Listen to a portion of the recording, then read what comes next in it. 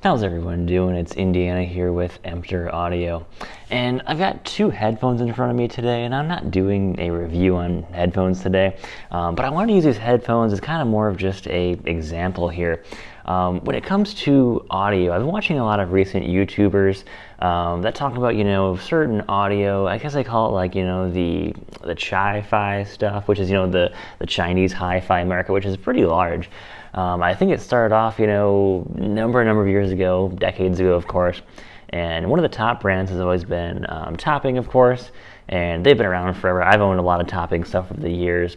And a lot of stuff has definitely gotten better over the years. But one complaint I constantly hear about a lot of those brands, that keep importing stuff from, all these Chinese companies that make it, is that, there's a lot of, maybe stagnation. Nothing's really moving too far forward with that stuff.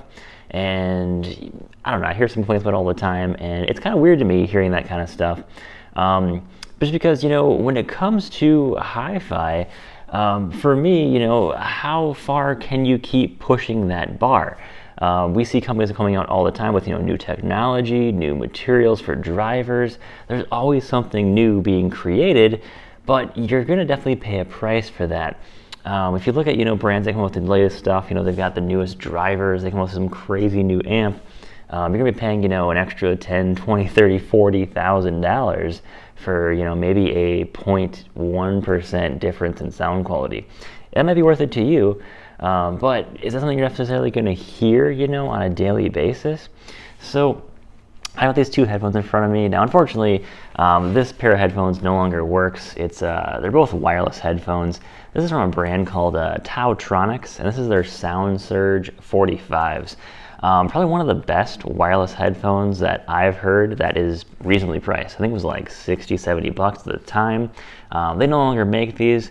I just found these to be super comfortable. They just sounded fantastic. Unfortunately, the battery did not last. I think I reviewed these back in like 2019, and battery died. You can't really listen to much anymore. You can kind of keep them, well, the problem is if you keep them plugged in, they don't actually work then. They have to be unplugged and run off solely battery to work. So it's kind of like a catch-22. They're totally dead now because they can work when you plug them in, but they don't actually allow sound to play, so that kind of stinks there. But anyways, I replaced them with the JBL Tune. I think this is the 710, 750 is what they're called, the model number. And they're okay. They're not as good as the Tautronics, but I picked it up for I think they're on sale on like Prime Day last year or something like that for like 40 bucks. They're okay.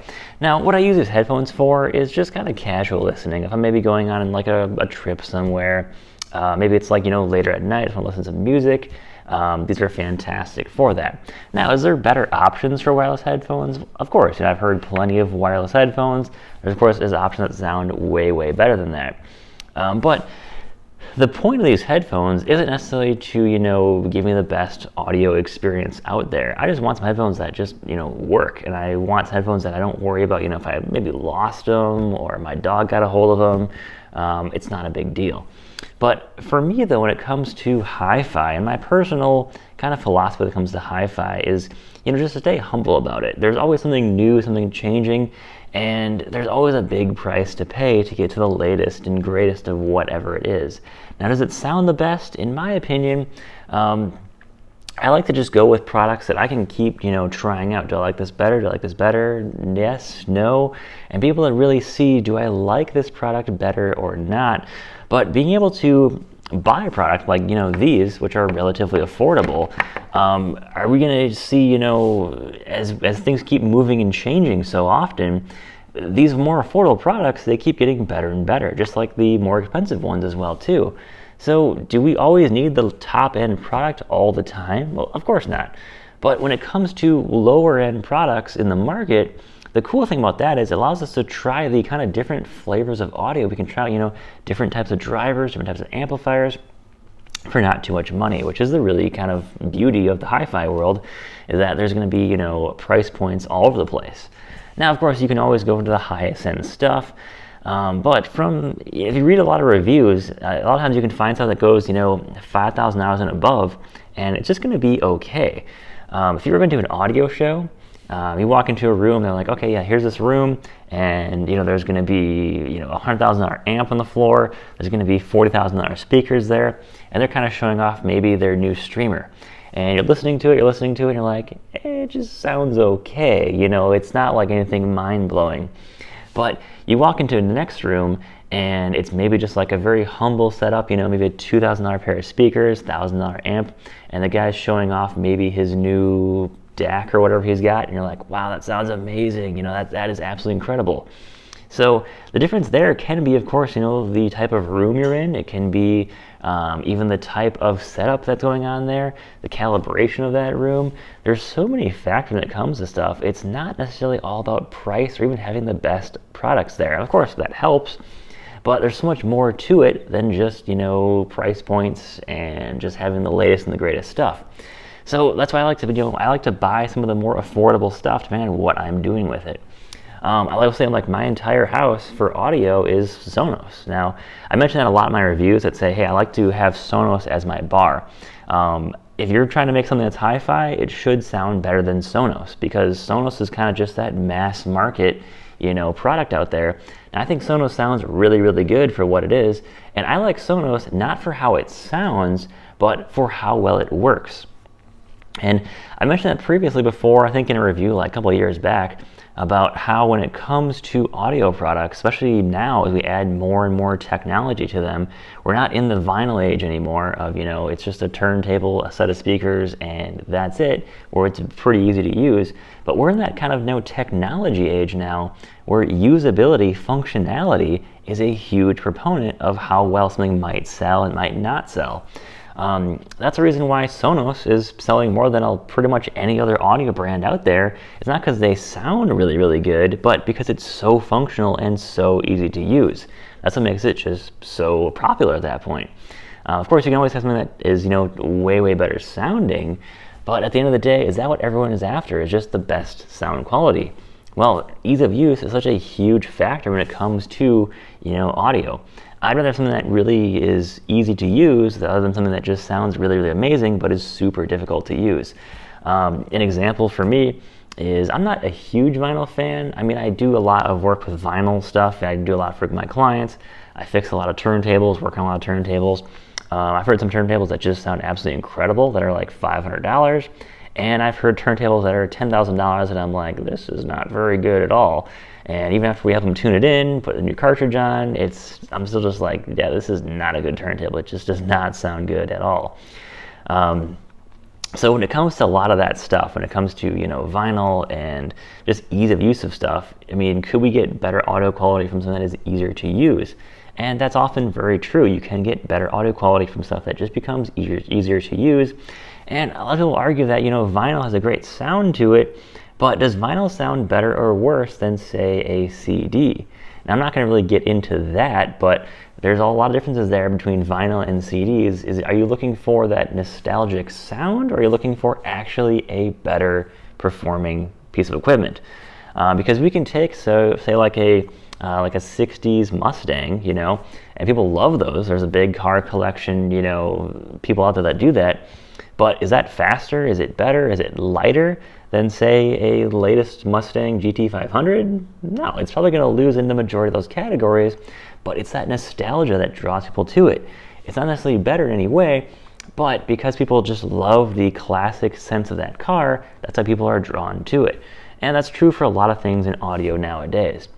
So when we look at different things when it comes to, a lot of these companies from China that bring in stuff, my opinion on that is I really like that stuff just because I think it's relatively affordable. I can always swap out to what I like, what I don't like.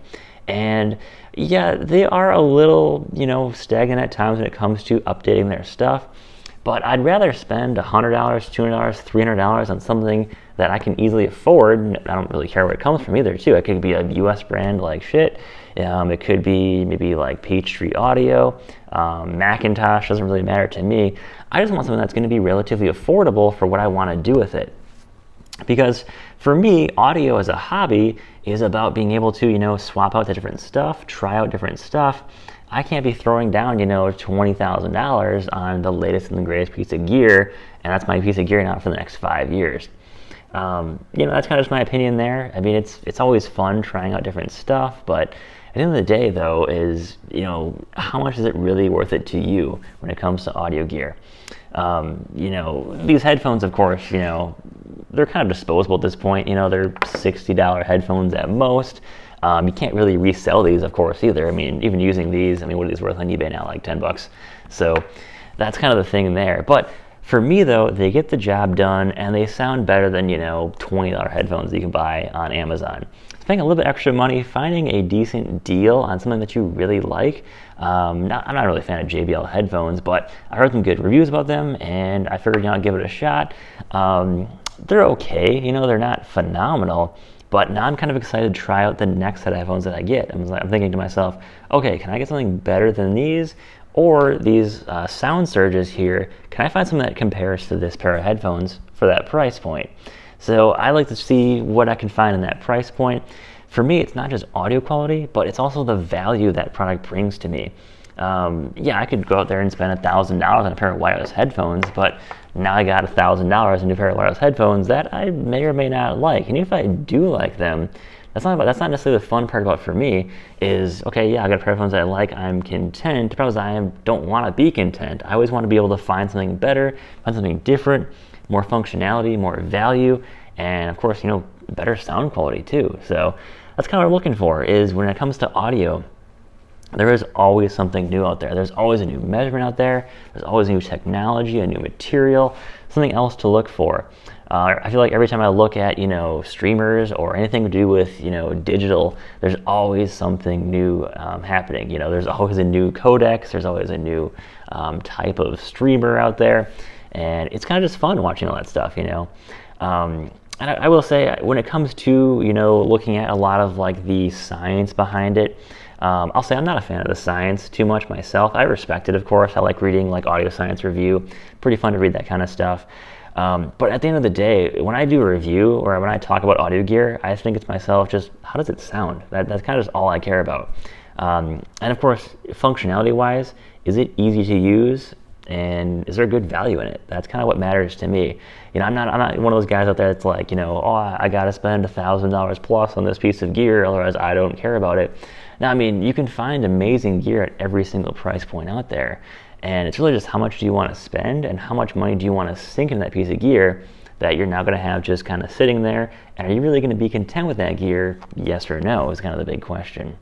So guys, I'm curious what you guys think about that. What are your most important things when it comes to audio? Is it really just, sound quality? But there's a lot of other stuff that goes into that type of gear too. Of course, value, ease of use, even some nostalgia in there too that kind of, likes to take precedence over everything else when it comes to nostalgia. Even though it might not necessarily be a better item, it might just be, something that, brings back memories to you and you just like it for that reason alone. Of course, that's always an option there. But guys, thanks for watching. Take care. I look forward to your comments and have a great day.